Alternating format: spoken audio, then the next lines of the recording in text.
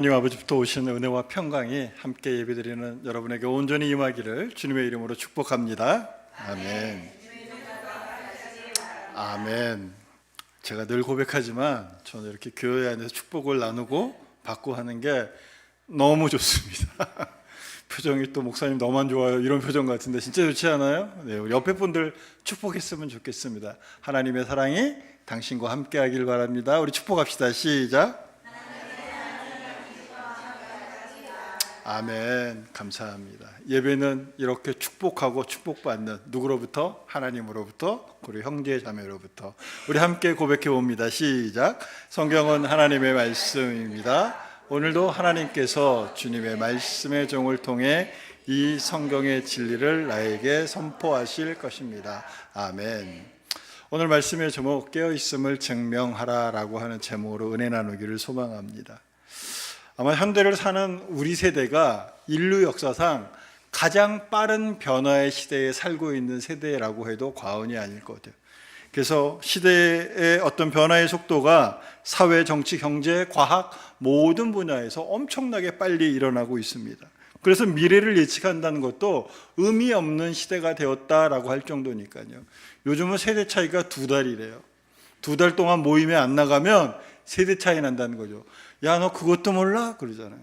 그러니까 여러분, 이제 세대 차이가 막 나는 게 아니라 정신을 못 차리면 이렇게 된다는 거죠. 한마디로 우리는 어쩌면 정신없이 변화되는 세상 속에 살고 있는 그런 사람들, 그런 시대를 사는 것, 이게 우리의 환경인 것 같습니다. 그러다 보니까 뭔가 하나에 집중하기가 굉장히 어려워요. 요즘에 이 변화는 이 세상을 풍자라도 하는 듯 이런 대회들이 있어요. 멍 때리기 대회. 멍 때리기 대회. 그렇죠? 각 지자체별로 하더라고요. 이게 뭐예요? 아무 생각 없이 그냥 그 자리에 앉아서 오래도록 표정의 변화 없이 멍하니 오래 있는 사람이 1등하는 대회라고 합니다. 저도 시간이 되면 한번 나가보려고 그러는데 시간이 녹록지가 않네요. 왜 그래요? 세상에 알아야 할 것, 해야 할 것, 뭐 이런 해야 할 것들이 너무나 많다 보니까 그냥 아무것도 하지 말고 정말 잠깐이라도 그냥 머리를 쉬게 하는 시간을 갖자라고 하는 의미에서 이런 대회가 열리는 것 같습니다. 요즘 이러한 사회 풍조를 또 하나 나타내는 징조가 있습니다. 그게 바로 쇼츠라는 거예요. 그렇죠? 쇼츠. 예전에 영상을 보려면 최소한 3분에서 5분 이상은 봐요. 근데 요즘 쇼츠라고 그래서 1분도 안 갑니다. 한 30초 안에 하고자 하는 내용들을 보여주죠. 그러다 보니까 어떻게 해요? 조금만 보다가 재미없으면 넘겨요. 30초 안에 승부를 내야 되다 보니까 뭔가 이렇게 주제를 빼보내기보다는 흥미 위주가 되는 거죠. 그런데 이렇게 짧게 되는 이 쇼츠의 그 내용이 어떤 부작용이 있냐? 바로 지식 체계의 체계성, 지식 습득의 체계성을 무너뜨린다는 거죠. 저는 주중에 교육 컨설팅을 합니다. 그래서 온라인으로 학습하고 오프라인으로 학습하는 거를 이렇게 디자인을 해주고 그런 걸 만드는 일을 주중에 일을 하고 있어요. 과거에는 15분 단위나 20분 단위로 해서 한 3편을 만들어서 1시간짜리를 만들었어요. 근데 요즘은요, 그렇게 하면 안 봐요. 그러니까 어떻게 하냐면 3분이나 5분 내로 줄여야 돼요. 여러분, 5분이라고 하면은 1시간짜리 만들려면 12개 만들어야 돼요. 그죠? 그러니 뭔가 내용의 체계성을 이렇게 전달한다는 게 너무나 어려운 시대에 우리가 살고 있는 거죠. 논리적 접근도 더더욱 힘듭니다. 긴 호흡으로 뭔가에 집중한다는 것은 굉장히 어려운 일이죠. 특별히 만남 속에서 이러한 현상들이 나타나요. 요즘 젊은 MZ세대들이 비대면을 선호합니다. 이건 코로나의 영향뿐만이 아니라 문자로 모든 걸 해결해요. 제가 한 번은 어린 친구들을 태우고서 간 적이 있었어요. 친구래요. 되게 친하대요. 근데 둘이 대화를 안 해요. 그래서 친구 맞아? 그랬더니 예. 근데 너희는 어떻게 30분 동안 얘기를 안 해? 그랬더니 얘기하는데요. 옆에 앉아있는 친구하고 카톡으로 얘기하는 거예요. 이게 요즘 세대들이 갖고 있는 현상이죠. 여러분, 대화가 어떤 걸까요? 목적을 가지고 상대방에 집중해서 이야기를 주고 받고 하면서 서로의 생각을 알아가는 게 대화잖아요. 집중이 굉장히 필요한 작업이죠. 그런데 요즘 세대들은 이러한 집중에 힘들어하죠. 그러다 보니까 어떤 현상이 일어나요? 대화의 단절이 일어나는 거죠. 제가 너무 설교 시간에 비관적인 얘기만 말씀을 드린 것 같습니다. 그러나 우리에게 있어서 이 집중이라고 하는 것, 특별히 어떤 목표를 정해놓고 상대를 정해놓고 집중한다는 건 굉장히 중요한 문제입니다. 특별히 신앙생활을 하는 우리에게 있어서 여러분의 집중은 너무나 소중합니다. 바로 하나님을 향한 집중입니다. 여러분은 얼마만큼 하나님께 집중하고 계십니까? 오늘 우리가 이 예배에 앉아 있지만, 비록 육체적인 몸은 여기에 있지만 우리의 생각과 마음이 하나님께 집중하지 않는다면 이 예배가 과연 무슨 의미가 있을까요? 아무리 내가 교회를 오래 다녀도, 설령 여기서 설교하는 이 목사라고 해도, 장로라고 해도, 집사라고 해도, 성도라고 해도 내가 하나님께 집중하지 아니하면 우리는 하나님과 무관한 사람일 수밖에 없는 것이 우리의 현실입니다. 오늘 우리가 읽은 본문은 주님께서 종말의 때에 너희들이 잘 준비해야 된다라는 말씀을 권면하는 예화로 구성된 말씀입니다. 예수님께서는 그 마지막 심판의 때, 하나님의 날, 주님 오시는 그 재림의 날, 하나님의 심판의 때를 아무도 모르지만, 그날과 그때를 아무도 모르지만 그날은 반드시 임할 것이고 너희가 잘 준비해야 돼라고 하는 차원으로 열 처녀의 비유를 말씀하고 계십니다. 그리고 이 말씀의 결론을 이렇게 결론을 내립니다. 13절 함께 다시 한번 다 같이 읽어봅니다. 시작. 그런즉 깨어있으라. 너희는 그날과 그때를 알지 못하느니라. 아멘. 주님의 권면의 주제는요, 깨어있으라입니다. 너희는 종말의 때, 하나님의 심판의 때를 알지는 못하지만 깨어서 그날을 준비해야 돼라는 것이 오늘 말씀의 주제입니다. 그런데 이 깨어있음이 과연 어떤 의미를 갖고 있을까요? 이제 저는 오늘 본문의 말씀을 통해서 우리가 함께 깨어있음이 어떤 의미를 갖고 있는지 그 중요성에 대해서 함께 은혜 나누기를 소망합니다. 먼저 오늘 본문의 말씀의 배경이 되는 그 장소는 어디입니까? 결혼식입니다. 여러분, 이 결혼식을 하면 동서고금을 막론하고 가장 행복하고 축복된 자리에, 그것이 결혼식 아닐까요? 그래서 결혼식은 누구나 손님이 될 수 있고 함께하는 자리입니다. 한마디로 개인적으로나 가정적으로나 사회적으로 행복한 시간, 축복의 시간, 의미 있는 시간이 바로 결혼식입니다. 그래서 우리는 이 결혼식 때 평소에 친분이 있고 함께하기를 원하는 사람들을 초대하잖아요. 그러면 형편이 어려워도 그 결혼식 잔치를 최선을 다해 준비해서 참석해 준 사람들을 대접하지 않습니까? 또 초대받은 사람은 어떠합니까? 약간의 축의금과 함께 축하하는 마음을 가지고 가장 정결한 옷을 입고 참석하잖아요. 결혼식에 무릎 튀어나온 추리닝 입고 참석하는 사람 보질 못했습니다. 왜요? 그 결혼식을 축하하고자 하는 간절한 마음이 있기 때문이죠. 제가 말씀을 준비하면서 이 결혼식을 생각하니까 너무나 기분이 좋더라고요. 저도 결혼식 때 그 장면이 막 떠올랐습니다. 그래서 할 수만 있다면 결혼식을 한번 더 해보고 싶어요. 물론 지금의 제 아내하고 말입니다. 괜히 오해하지 마십시오. 네. 갑자기 누군가 저를 째려봤었어요. 이제는 자녀의 결혼식을 소망하며 기도하는 나이가 되었지만 여전히 결혼식은 우리에게 의미가 있습니다. 오늘 주님은 이 결혼식, 특별한 이 결혼식을 예화의 베이스로, 기본으로 말씀하십니다. 그런데 왜 주님이 종말의 때, 심판의 때에 말씀을 준비하라고 말씀하시며 이 결혼식을 배경으로 말씀하셨을까요? 그것은 종말의 때 하나님의 자리, 하나님의 심판의 자리가 마치 결혼식과도 같은 축제의 자리라는 것을 우리에게 알려주시려고 하는 거예요. 여러분, 한번 생각해 보십시오. 신랑 되신 예수님이 오셔서 신부된 우리가 그 주님과 함께해서 영원한 축제의 자리, 결혼식과 같은 그런 기쁨의 자리에 참석하는 것, 그것이 바로 하나님의 심판의 때, 하나님 주님 다시 오신 재림의 때라는 것을 주님 가르쳐주고 계시는 거예요. 그런데 우리는 종종 오해합니다. 종말의 이야기를 하면, 심판의 이야기를 하면 괜히 두려워합니다. 무서워합니다. 아니요. 그 자리는요, 우리에게, 특별히 하나님의 자녀된 우리들에게는 결혼식과 같은 축제의 자리임을 여러분 잊지 마시길 간절히 부탁드리며 축원합니다.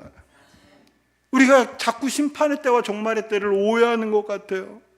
문제는요, 그 신랑 되시는 예수님과 함께하는 영원한 축제의 자리, 행복의 자리, 주님 재림하시는 그 심판의 자리에 내가 어떤 자격으로 참석하느냐의 문제입니다.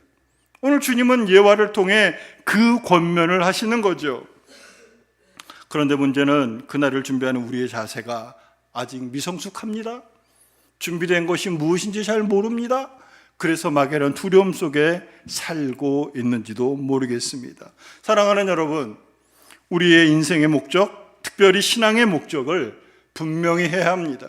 그러기 위해서 우리는 집중해야 합니다. 바로 하나님께 말입니다. 이 땅의 부귀영화도 중요합니다. 그러나 정말 삶의 가치, 영원토록 하나님과 함께하는 것이 우리 인생의 참 목표임을 안다면 우리는 하나님께 집중하여 그날을 준비하는 슬기로운 처녀와 같은 삶을 살 수 있을 것입니다. 오늘 주님께서 그런 말씀을 하시는 거예요.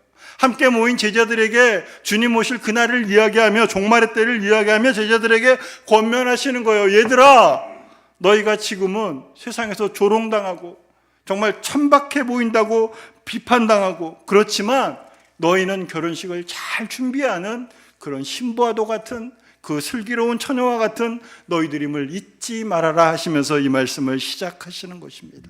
그런데 이런 축제의 자리에 가장 행복해야 될 결혼식에 문제가 생깁니다. 그것이 바로 뭐냐면 신랑이 늦게 오게 됩니다. 그래서 신랑을 맞이하려고 마을 입구에 기다리던 10명의 처녀들이 어떠합니까? 지루해하기 시작합니다. 지금도 팔레스타인 지방에서는 한밤중에 결혼식을 올립니다. 그 전통을 추론해 본다면 예수님 당시에도 한밤중에 결혼식한 것이 지극히 당연한 전통이었겠죠. 그런데 이 한밤중의 시간을 헬라어로 해석을 해보면 자정부터 새벽 2, 3시까지예요. 가장 피곤한 시간에 신랑이 와요. 물론 한낮에 더위를 피해서 오는 것도 있지만 이들이 갖고 있는 전통적인 것은 신비로움이에요. 신부에 대한 존중이에요. 그래서 신비로운 신부를 맞이하는 신랑의 입장에 한밤중에 와서 이렇게 신부를 안아주는 그런 전통이 있다고 합니다. 당시의 결혼식은 보통 일주일 정도 이루어졌다고 합니다. 신랑이 오는 날을 기점으로 앞뒤 일주일 정도를 축제의 자리가 된 거예요. 그래서 마을 사람들을 불러다가 신랑이 오는 그날까지 먹고 마시며 이 자리를 흥겹게 합니다. 그리고 신랑이 도착하는 그날이 절정에 이르는 거죠. 아마도 오늘 이 신랑을 맞이하러 나간 이 10명의 들러리 처녀들도 그러한 결혼식 축제에 참석했을 것입니다. 그리고 신랑이 약속된 그날까지 이들도 함께 축제의 자리에서 먹고 마시며 즐겼겠지요. 그런데 신랑이 더디 옵니다. 어찌된 일인지 점점 그 시간이 미뤄져서 이들이 피곤해하다가 그만 잠이 듭니다. 성경은 그것을 이렇게 표현하고 있습니다. 함께 봉독해 봅니다. 시작. 신랑이 더디옴으로 다 졸며 잘세. 이렇게 기다리던 신부 측 들러리 처녀 10명이 피곤해서 다 잠이 든 것이죠. 그런데 주님은 이 10명의 처녀를 분류하십니다. 어떻게 분류하셨어요? 2절부터 4절 말씀 한 절씩, 나머지 4절은 함께 봉독합니다. 그 중에 5은 미련하고 5은 슬기 있는 자라. 미련한 자들은 등을 가지되 기름을 가지지 아니하고. 4절 함께 합니다. 슬기 있는 자들은 그릇에 기름을 담아 등과 함께 가져갔더니. 아멘. 주님이 10명의 처녀를 분류했던 슬기롭다, 미련하다의 기준은 어디에 있느냐? 등불을 들고 거기에 불이 꺼지지 않게 기름을 준비한 자를 슬기 있는 자라고 명하십니다.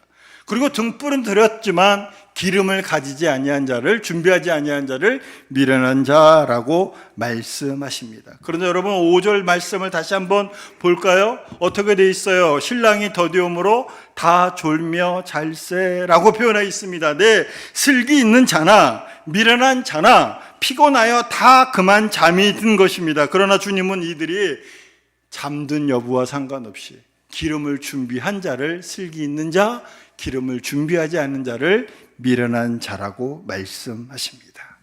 사랑하는 여러분, 우리가 성경에서 말하는 깨어있음을 어떻게 여러분은 이해하십니까? 잠을 자지 않고 눈을 부릅뜨고 허벅지를 꼬집어가면서 견디는 게 정말 깨어있는 걸까요? 아니요. 주님은요, 인간의 피로함과 섭리와 어떤 규칙 안에 적응하는 것을 인정하시는 분이에요. 주님이 야박하신 분 아니에요. 주님이 말씀하시는 슬기로운 자와 미련한 자의 기준은 준비가 되어 있느냐, 준비가 되어 있지 않느냐를 가지고 깨어 있음을 판단하신 것입니다.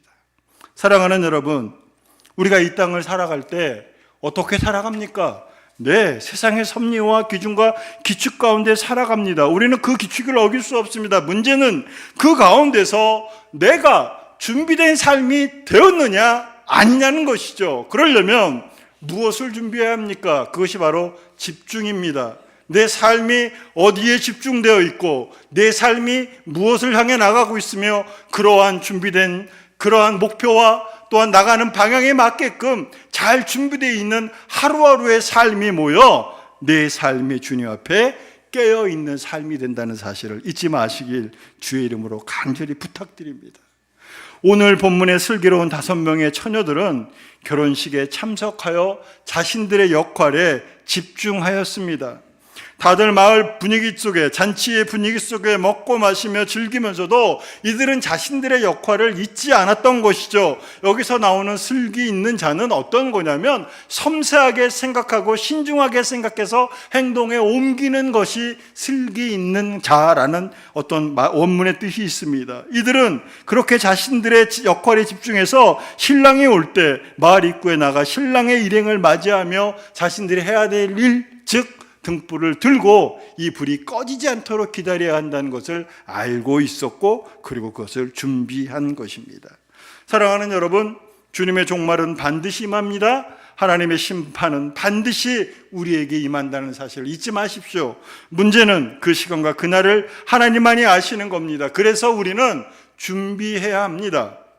결혼식에 자신의 역할에 집중한 슬기로운 처녀들처럼 우리에게 허락된 삶 속에서 최선을 다해 살아가십시오. 그러나 그 삶에 휘둘려 준비되는 것을 놓치지 마십시오. 그러기 위해서는 우리는 하나님께 집중하여 오늘도 주님 앞에 기도하며 하나님, 내 소망이 주님 오신 날 주님을 맞이하는 그러한 슬기로운 처녀 같은 삶 되게 하여 주시옵소서라는 것이 소망이 되어야 합니다. 그런데 우리는 종종 오해합니다. 내가 결혼식 무리와 함께 있다고 마치 결혼식의 주인공인 차 이렇게 착각합니다. 내가 결혼식 속에 같이 먹고 마신다고 내가 준비를 잘한 것처럼 착각할 수 있습니다. 그렇지 않습니다. 결혼식에 참석했어도 결혼식의 일원으로 그 자리에 있어도 나에게 주어진 역할과 그것을 잘 준비하지 않는다면 그것은 결혼식과 무관한 삶입니다.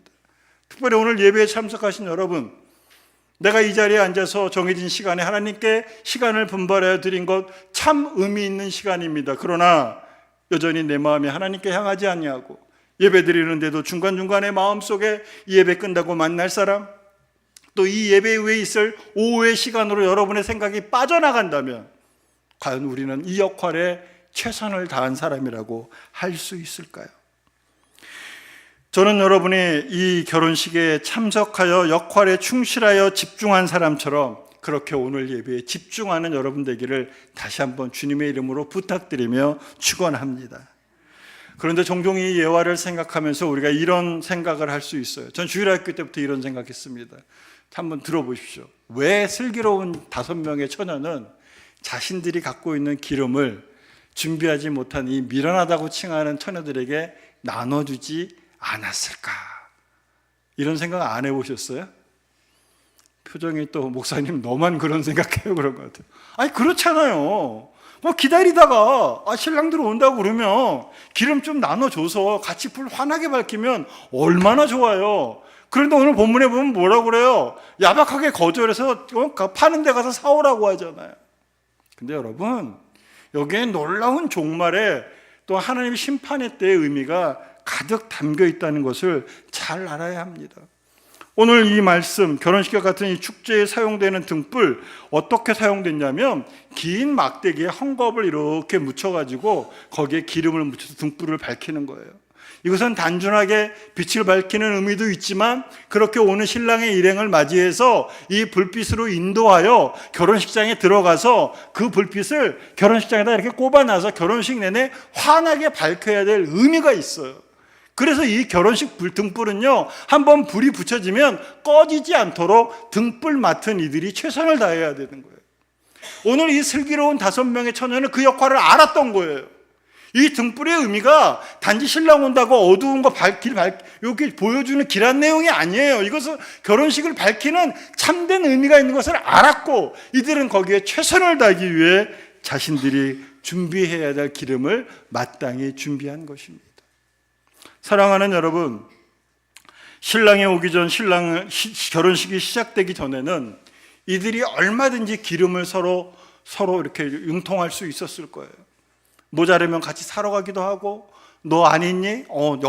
여기 이름이 좋대. 이렇게 해서 다 준비할 수 있겠죠. 그러나 이미 잔치가 시작되고 신랑이 도착한 이후에는 그럴 시간이 없어요.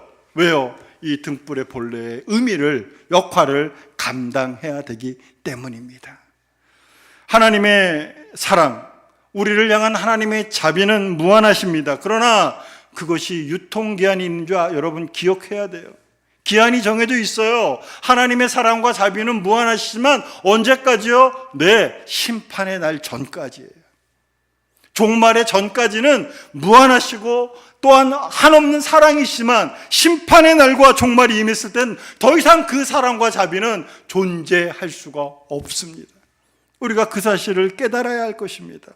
오늘 본문에 미련한 5명의 처녀들은 자신들이 신랑을 맞이할 준비가 되었다고 착각했을 것입니다. 어떤 기준으로요? 자신들의 기준으로.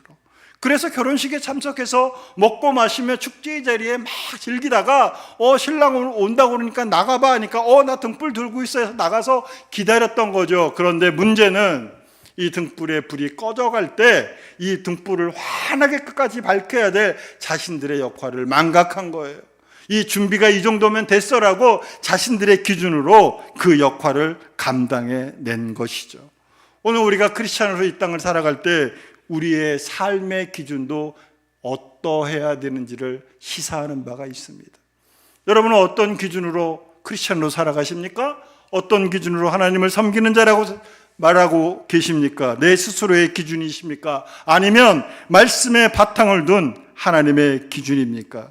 우리가 하나님의 일을 한다고 하면서 그 기준이 나에게 있을 때 그 결과가 얼마나 참혹하고 부질없는 것인지 우리는 말씀을 통해서 교회의 역사를 통해서 잘 알고 있지 않습니까? 이제 우리가 우리의 상태를 점검해야 합니다. 등불을 밝혔지만 아직 기름을 준비 못한 상태인지를 살펴봐야 합니다. 마치 결혼식의 흥에 빠져서 내가 해야 될 역할에 집중하지 못하는 미련한 자는 아닌지 내 스스로를 돌아봐야 합니다. 여러분 오해하지 마십시오. 내가 교회에 오래 다녔다고, 내가 목사라고, 내가 장로라고, 집사라고, 우리의 신앙은 몇 대째 이어온다고 내가 준비가 잘 된 것처럼, 내가 기름을 준비한 것처럼 착각하지 마시기를 간절히 부탁드립니다. 왜냐하면 우리의 삶은 언제든지 하나님께 집중하지 못하면 준비하지 못한 미련한 처녀처럼 변질될 수 있기 때문입니다.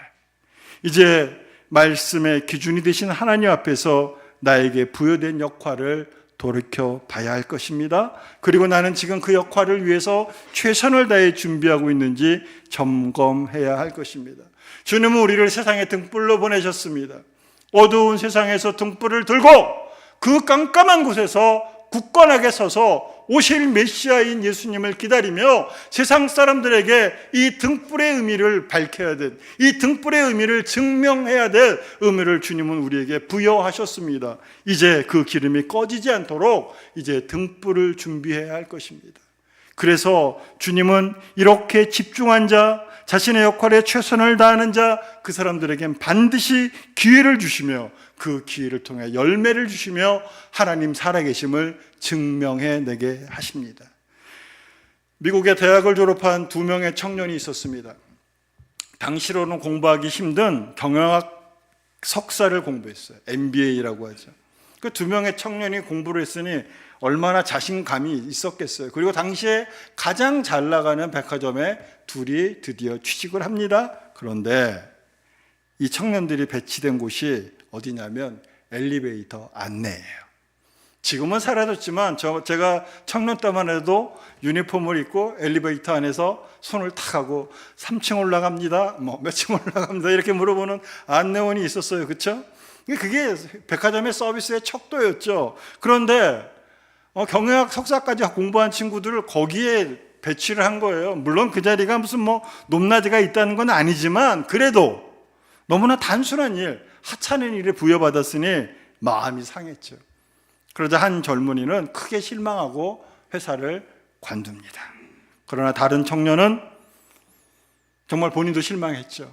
하나님께 기도합니다. 하나님, 어렵게 공부해서 제가 원하는 직장을 허락하셔서 이렇게 취업을 했는데 고작 제가 해야 될 일이 엘리베이터 안내입니까? 그렇게 기도하고 있는데 이 청년 마음속에 그런 마음을 주시는 거예요. 얘야, 네가 엘리베이터를 안내하면